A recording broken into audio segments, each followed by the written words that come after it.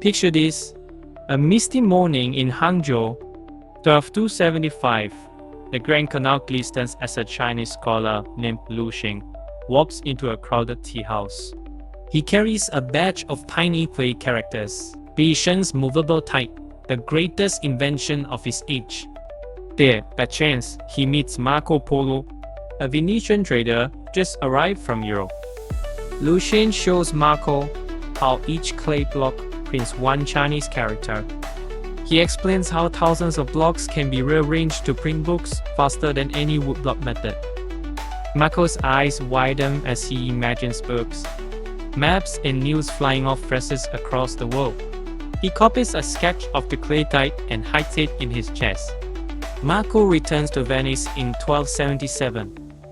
He meets local artisans and sketches those tiny plots on parchment. A group of Genoese printers study his notes. By 1290, a crude movable type press appears in Milan. 80 years before Gutenberg, suddenly pamphlets pop up in market. Translations of Muslim science, Greek philosophy, and Chinese classics. In Paris, young scholars debate Euclid and Juicy side by side.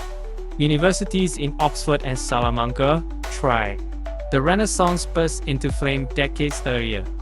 By 1350, printed treatises spread from Florence to Krakow. Italian merchants used charts, copied from Chinese star maps.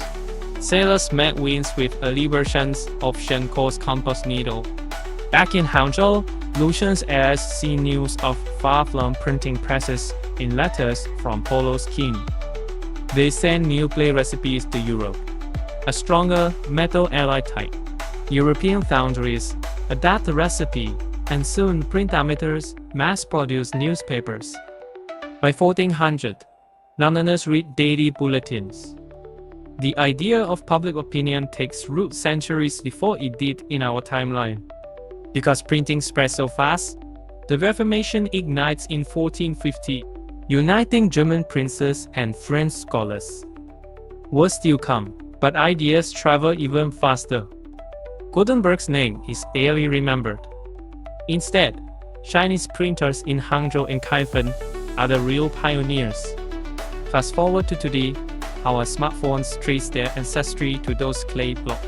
The world's first digital typeface was inspired by Bi Sheng's simple modes.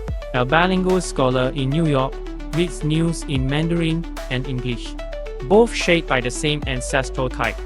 Universities teach Chinese printing history alongside European art history. And most of all, the ripple from that chance Teahouse meeting changed more than technology. It shifted power. Europe learned collaboration from the Song model. The Silk Road never died.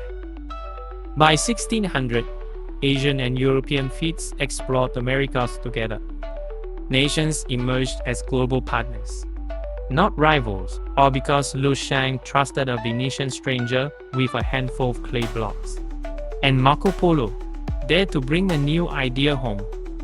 In our world, every book every tweet you send, echoes that conversation in a misty Hangzhou tea house nearly 8 centuries ago.